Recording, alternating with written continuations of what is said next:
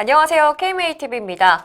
병무청 시리즈 오늘은요, 여러분들이 가장 궁금해하셨던 정신과 편 준비를 해봤습니다. 정신건강의학과 전문의 김주성 선생님 모셨습니다. 어서 오세요. 안녕하세요. 네, 일단 저는 문경제일병원에서 근무 중인 김주성이라고 하고요. 정신건강의학과 전문이고 대전 충남 지방병무청에서 3년간 병역 판정 전담의로 일을 했었던 경험이 있습니다. 네, 이 정신과 얘기를 하자면 일단 정신질환 앓고 있는 분이 부대에서 좀 비극적인 사건으로 이어지기도 했었고요. 그래서 많은 분들이 좀 관심을 갖고 있는데 보통 생각하기로는 이 정신질환 앓고 있었다 그러면 군대에 가지 않을까? 이렇게 생각하거든요. 사실일까요? 많이들 그렇게 생각을 하시는데 왜 그렇게 생각을 하고 있는지도 잘 모르겠지만 일단은 잘못된 상식이고요. 아무래도 군대 내에서 일어나는 뭐 자살이라든지 아니면 군대를 갔다 와서 발생하는 정신질환이라든지 이런 것들이 이슈가 많이 되니까 판정하는 의사들도 굉장히 조심스럽고 그런 것 때문에 아마 정신과 치료를 받으면 면제가 되는 건 아닌가라고 많이들 생각을 하시는 것 같고요. 그리고 두 번째 이유는 정신과 치료를 받게 되면 판정을 하는 데 있어서 예를 들어서 사급 판정이 나간다. 사급 판정이면 이제 공익이라고 하는 네, 맞아요. 사회복무요원이 되는데 굉장히 큰 차이점이 있어요. 그게 뭐냐면 4주간 훈련소를 가지 않아요. 그러니까 4주간 훈련소를 가지 않는다는 게 굉장히 큰 차이점이어서 아마도 이제 정신과 치료를 받아서 사급을 받으면 면제다. 약간 네. 이렇게 생각을 많이 하시는 것 같아요. 정신과 판정을 받으려면 증명 자료가 있어야 될 것 같아요. 어떤 서류들이 좀 필요할까요? 일단 기본적으로는 4가지 서류가 필요한데 가장 첫 번째로는 병무용 진단서, 네. 그리고 차트라고 우리가 흔히 말하는 의무기록 사본, 그리고 성인종합 심리 결과지, 그리고 마지막으로 생활기록부 이렇게 총 4가지가 네. 필요하고요. 질환별로 4가지가 다 필요한 질환이 있기도 하지만 뭐 3가지만 필요한 경우도 있고 한데 일단 기본적으로는 4가지가 필요하다고 생각하시면 될 것 같아요. 네. 그럼 이 서류를 구비를 하고 신체 검사 때도 정신과 검사를 받게 될까요?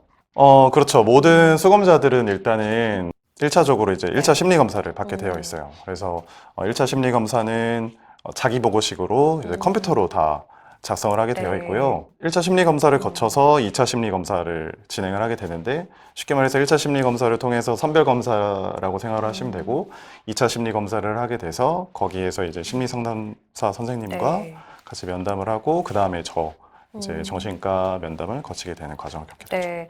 주로 선생님을 만나게 됐을 때 어떤 걸 검사하게 될까요? 심리 상담사 분께서 작성한 레포트를 저희가 보고 만약에 정상이라고 하면 이제 저희가 특별하게 더 물어볼 것이 없겠지만 정밀한 면담이 좀 필요할 것 같다라는 식의 이제 보고서가 올라오면 저희가 그걸 보고 추가적인 질문을 하게 되는 과정을 거치게 되죠. 네. 보통 어떤 얘기를 나누게 되죠? 가장 많았던 거는 네. 아무래도 학교 폭력 피해자들, 우리가 흔히 말하는 왕따를 당했다거나 아니면 폭력 네. 사건이 있어서 트라우마가 있었거나 이런 것들이 가장 많았던 것 같고요. 그리고 또 아이러니하게 이제 그 두 번째로 많은 것들은 반대로 학폭의 가해자들이 많았던 것 같아요. 학폭 가해자들이 왔다는 건 조금 특이한 것 같은데 어떤 질문을 하게 되나요? 일단 학폭 가해자들은 우리가 흔히 말하는 일진들 있죠. 네. 이렇게 막 몸에 문신도 있고 막 좀 약간 덩치도 좀 나 크고 힘 키도 좀 크고 썼다, 힘 좀 썼다 이런, 약간 네. 분노 조절 잘 못해 약간 이런 식으로 어떤 바이브를 띠는 네. 아이들이 오거든요. 그래서 뭔가 반성하는 기미가 전혀 없어요. 그래서 어. 오히려 나는 이런 일이 있었고 네. 이렇게 다 힘도 좋고 분노 조절 못하는 게 나는 멋진 사람이야 라는 식으로 얘기를 하니까 좀 그런 것들이 면담에는 좀 어려움이 좀 있죠. 반대로 이제 피해를 입은 학생들은 너무 좀 정신적으로 힘든 일이 많으니까 그런 것들을 좀 호소하게 되는 거죠. 그렇죠. 안타깝게도 학폭의 피해자들은 오히려 얘기를 잘 안 해요. 이렇게 뭐 어떤 점이 힘들었는지, 어떤 식의 트라우마가 있었는지 이렇게 물어보면 오히려 더 입을 닫고 그냥 이야기를 좀 더 안 하려고 하는 네. 것들이 많았던 것 같아요. 그런 분들이 오히려 절실하게 치료가 좀 필요할 수도 있을 텐데. 그렇죠. 네. 이렇게 얘기해 주신 대로 그러면 선생님과 면담을 했다고 다 면제 대상이 되는 건 아니고 그럴 가능성이 있는 거죠. 그렇죠. 면담을 통해서 저희가 이제 바로 판정이 나가는 게 아니고요. 뭐 예를 들어서 왕따의 피해자라든지 왕따의 가해자라든지 저희가 이렇게 면담을 통해서 뭔가 정신과 치료가 필요할 것 같다. 좀 치료 좀 받아보지 않을래? 네. 라는 식의 이제 권유를 저희가 하게 되는 거죠. 아까 서류 준비를 할 때 정신과 치료받은 기록이 있어야 된다고 했는데 뭐 정해진 병원이 있을까요? 이제 병무청 지정병원이라는 게 있어요. 음. 병무청 지정병원이라는 건 이제 홈페이지를 가보면은 지정병원이 있는데 음. 거의 대부분 이제 대학병원이에요. 네, 근데 사실 대학병원은 현실적으로 굉장히 예약 잡기가 어려워요. 맞아요. 길게는 뭐 2달 정도 걸리는 경우도 있고, 그리고 심리검사도 해야 되는데 심리검사 예약도 굉장히 잡기가 네, 어렵거든요. 맞습니다. 그래서 결론부터 말씀드리자면 지정병원에서 반드시 치료를 받을 필요는 없어요. 가까운 병원에서 치료를 받아도 되고요. 다만 주의해야 될 점은 이제 정신과 전문의가 있는 병원에서 치료를 받아야지만 나중에 이제 필요한 서류, 병무용 진단서를 발급을 받을 수 있기 때문에 그런 점만 좀 조심을 해주시면 될 것 같아요. 네, 구체적으로 정신과 판명 기준을 좀 살펴볼게요.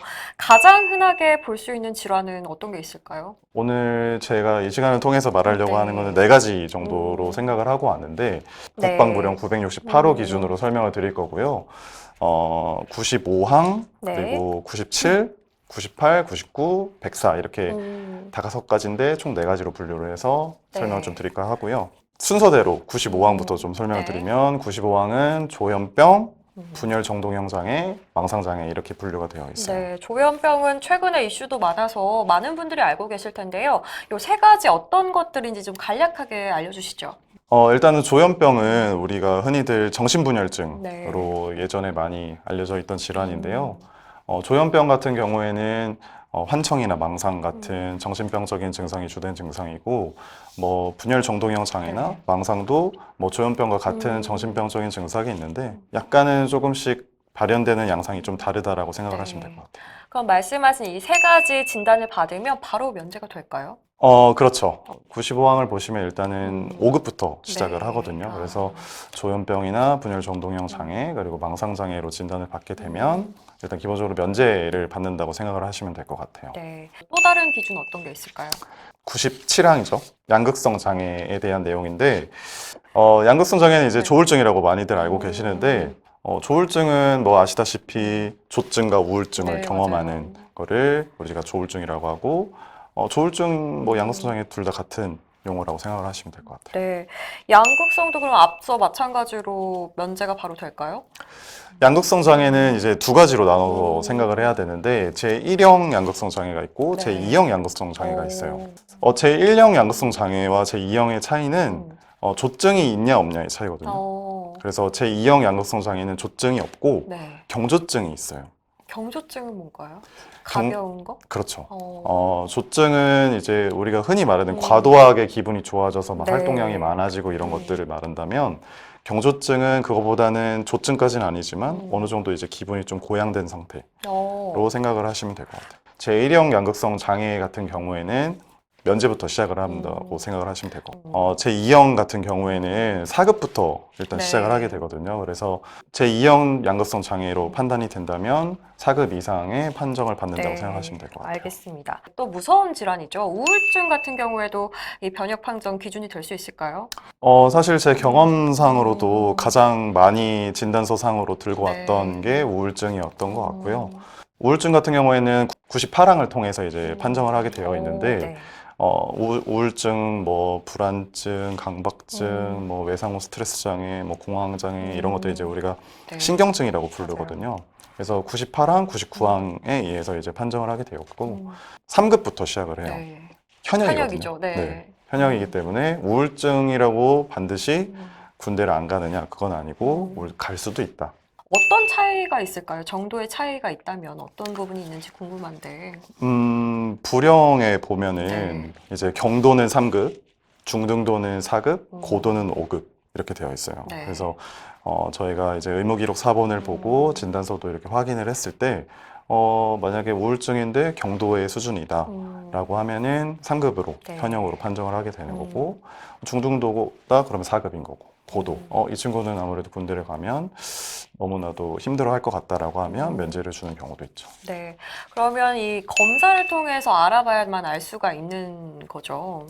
심리검사도 물론 도움이 되고요. 네. 사실 뭐 저희들끼리도 많이 상의를 하는 내용인데 무엇이 경도고 무엇이 중등도고 네. 무엇이 고도고 이 구분을 하는 데 있어서 굉장히 어려운데 종합적으로 판단을 하는 것 같아요. 얘기하신 것처럼 뭐 심리검사 결과지도 네. 확인을 하고 지금 수검자가 무슨 약을 먹는지 그리고 뭐 치료 기간은 얼마나 됐는지 네. 이런 것들을 종합적으로 판단을 해서 저희가 판정을 하고 있는 것 같아요. 네, 이렇게 질환들을 좀 짚어주셨는데, 앞서 4가지 서류 말씀을 하셨잖아요. 그럼 서류 준비하면 끝, 이렇게 또 아니면 또 알아야 될 기준이 있을까요? 일단 서류 준비하면 끝이 맞기는 해요. 음. 맞기는 하지만 중요한 게 이제 부령을 보시면 아시겠지만 네. 6개월 이상의 치료라는 것도 굉장히 중요하거든요. 그래서 네. 진단을 받고 이게 끝 이게 아니라 그 치료 기간 충분히 갖는 게 이제 기준을 6개월로 뒀기 때문에 6개월 이상 치료를 받아야 되고요. 뭐 그러면 이렇게 생각할 수 있잖아요. 6개월 치료 받았으면 무조건 판정이 나냐? 그렇지는 않고요. 질환별마다 6개월 치료로 판정이 나는 경우도 있고 뭐 상태에 따라서 뭐 1년 혹은 뭐 그 이상이 필요한 경우도 있기 때문에 네. 일단 기본적으로 6개월 이상은 반드시 치료를 받아야 네, 된다. 말씀하신 대로 그냥 서류만 있으면 되는 게 아니고 이 6개월 치료 기간이 필요하다고 합니다. 또 다른 기준 하나 더 살펴보죠. 어떤 게 있을까요? 마지막으로 이제 100사항이 네. 남았죠. 100사항은 이제 심리적 발달 장애. 흔히들 자폐증이나 아니면 네. ADHD라고 불리는 네. 주의 집중력 장애가 여기에 해당이 되는데 자폐증은 사실 태어날 때부터 어느 정도 맞아요. 생기는 거기 때문에 뭐 치료 기간이 별로 중요하진 않아요. 진단을 받는 순간 네. 뭐 바로 판정을 받을 수 있고요. 네. ADHD는 약을 먹으면서 경과가 또 중요하기 때문에 6개월 이상의 치료 기간이 반드시 또 필요합니다. 그럼 둘 다 일단 해당이 된다면 4급부터 되는 건가요? 어떻게 되죠? ADHD 같은 경우에는 주의 집중력 장애 같은 경우에는 네. 반드시 4급은 아니고요. 경과에 따라서 3급 현역으로 판정이 나가기도 하고 앞서 말했듯이 뭐 네. 4급이 나가기도 하고 5급이 나가기도 하고요. 알겠습니다. 정신질환 기준들 좀 살펴봤습니다. 객관적으로 사실 정신과 질환을 진단하기가 쉽지가 않잖아요. 애매모호한 경우도 있을 것 같고요. 그래서 이런 것들을 이용해서 좀 거짓말로 면탈행위를 하려고 이용하는 분도 있을 것 같은데 그런 경우 없으셨어요? 사실 많았죠. 이제 수검을 하는 과정에서 자기는 스트레스를 받으면 실신을 네. 한대요. 쓰러진다고 어. 하더라고요. 그래서 그러냐 그러면 거기에 대해서 좀 치료를 받고 와라. 그래서 지금 당장은 치료받은 기록이 없으니까 현역이다 너는. 네. 그랬더니 갑자기 쓰러지는 거예요. 나 지금 스트레스 받았으니까 네. 이것 때문에 쓰러진 거예요. 근데 이제 보면은 저희는 네. 이제 얘가 거짓말 구라치는가 뭐 가짜 실신인지 진짜 네. 실신인지를 보면 알거든요. 예를 들어서 뭐 넘어질 때 네. 이렇게 막 안 부딪히려고 막 이렇게 네네. 한다든지 아니면 이렇게 푹신한 데를 막 네, 쳤는다든지. 고도의 연기력이 필요한데. 그렇죠. 그래서 연기 지망생인 줄 알았는데 아무튼 그런 친구가 있었는데 네. 이 친구는 거짓말을 하고 있구나 이런 생각이 좀 들었죠. 네. 또 다른 뭐 사례가 있을까요? 비슷하진 않는데 네. 무서웠던 경험들도 어. 있어요. 뭐냐면 거짓말 치는 것뿐만 아니라 네. 막 협박을 해서 자기 면제시켜달라고 막 이렇게 하는 음. 경우가 있어요. 뭐 막 커터칼로 막 협박을 한다든지 자기 막 군대 네. 가면은 다 죽여버릴 거고 오. 선생님도 막 죽여버릴 거라고 막 이런 네. 경우도 있었어요. 그래서 일단은 두려웠지만 경찰을 신속하게 불렀고 네. 그래서 실제로 경찰도 출동하고 이랬었거든요. 네. 그러면 그대로 넘어가면 안 될 것 같은데 뭐 처벌을 받진 않나요? 처벌을 받죠. 실제로 그래서 이제 공무집행방해죄가 네. 적용이 되기 때문에 처벌을 받는 경우도 있고요. 그리고 뭐 수검자분들 협박을 한다고 해서 현역이 면제가 되는 건 아닙니다. 네, 그러니까요. 그렇게 위협적인 행동이라던가 되지 않는 연기력을 뽐내다가 되게 오히려 망신을 끼칠 수가 있으니까 주의하셨으면 좋겠습니다. 이렇게 입대 앞두고 사실 정신과 과목이라서 더 많은 분들이 관심을 갖고 계실 거거든요.